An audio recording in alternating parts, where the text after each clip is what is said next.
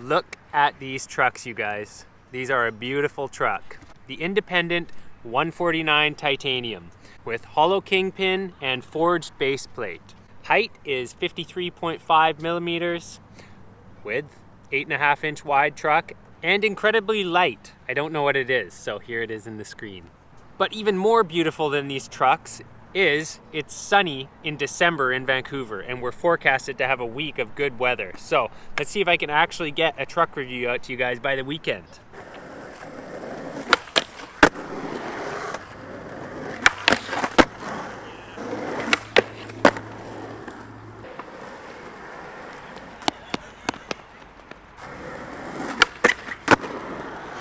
Okay, so it's now Tuesday. Yesterday was Monday. That was when I did the blunt slidey stuff. And what do blunt slides have anything to do with a truck review? Well, if you couldn't tell, I mean, these are quite a light and nimble truck. And the fact that I'm able to get up onto a ledge doing something like a nose blunt when I'm riding an Indy 149 on an 8.25 is actually a bit of an accomplishment for me. So while I have any daylight left, I'm going to try and get a little bit of flat ground on these to show once again how much fun these are and how easy they are to skate for a 149.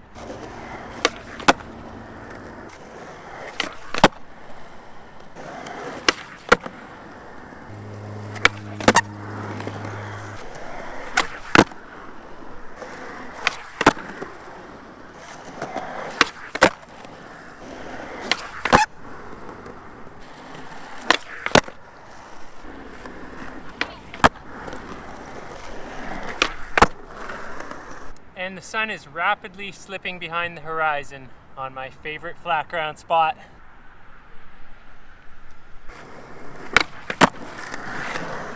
That was muskud for sure.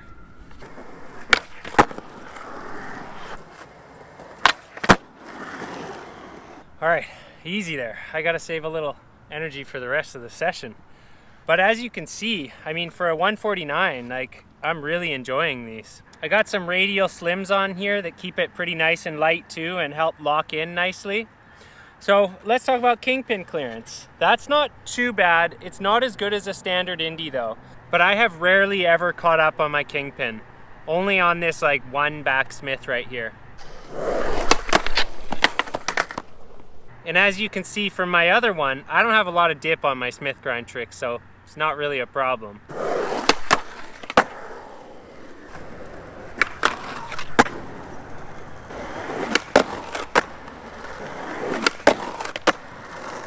I'm trying, you guys. I'm just not a super smithy dipper.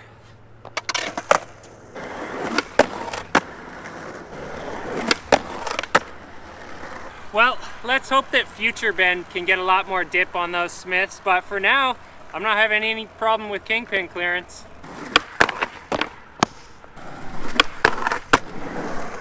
Okay, so transition. I'm actually not gonna find any transition this time of year that's not frosty because it's below freezing anywhere in the shade. But these are good on transition, but I like the standard 149s better. I like the extra weight and that extra 1.5 mil in height. Where these excel over the standards is in pinch. So crooked grinds, they pinch great. Pinch on flat bars is also pretty good. Although if I want the pinch god trucks, I would go for Thunders, but that extra 1.5 mil lower that these have over the standards actually improves pinch because you're just that much closer to the rail. And to me, it was actually noticeable.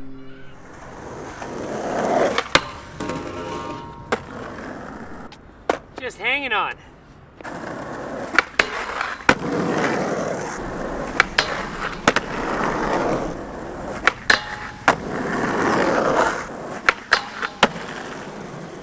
It's so icy, I can feel it every time I jump on. It takes off on me.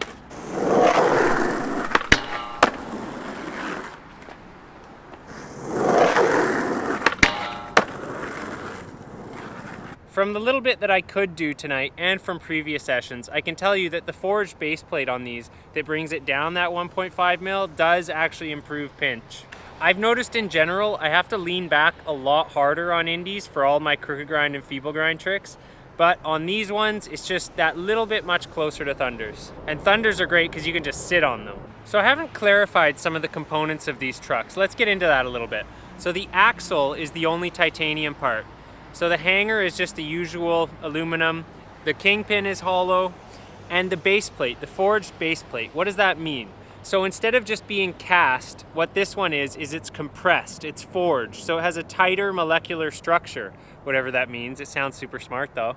But that's why the forged base plate on light trucks is thinner and looks kind of shinier, like a toy, because it's been compressed instead of poured like the rest of the materials. I'm here to have a lunch break sesh and wrap up this review, but the skate park's frosty. Anywhere that's not in the sun is frosty, and if it is in the sun, it's wet, except for this.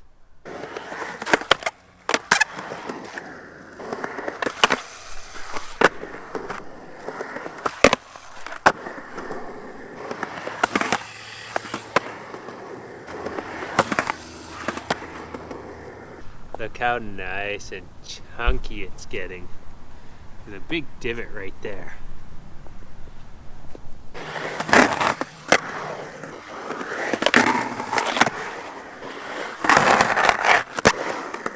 What is it about grinding that feels so good compared to the easy route, grinding on metal? Maybe it's just that it's harder and it sounds awesome. And it feels awesome. And it wears your trucks down and makes them all butch. That's it, just bushness. All right, so now that I've got some butchness on these sweet trucks, I think it's time for me to go back to work. But one thing I didn't cover quickly is the stock bushings. So I have found the stock bushings of Indies to be totally fine. And I don't even have much problem with them breaking in. Like, I did notice maybe after a month they got the tiniest bit looser. I ride my trucks the way they come from the factory, which is with the nut threaded just enough for that little lock nut to engage. And I find that to be the perfect looseness for me. And the other thing that Indies don't do the way they used to, like I remember breaking in a new pair of Indies was actually a big deal. For like a week, your trucks would, every time you landed a trick, they'd just stay in the position that you landed on the board. And modern bushings aren't doing that. I would definitely say without a doubt that these are my favorite pair of Indies I have ever owned. And that would likely be true for each size of these that I got. So if I got the 144s or if I got the 139s, I would probably like them equally as much. But I will admit there is something really nice about Indies once they get up to 149s. They have just really nice proportions, very stable, just an all-around pleasant truck to ride, and now they're not heavy. These are considerably lighter than the 8-inch Indies I was riding in the 90s. So I hope you found this useful. I did my best, you guys. This is winter in Canada.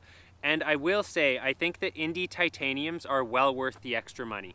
So thanks for watching. As always, may your next session be your best session yet. And it'll be even better if you go and get all butch on some grinding on your trucks and stuff. So get out of here and go do that.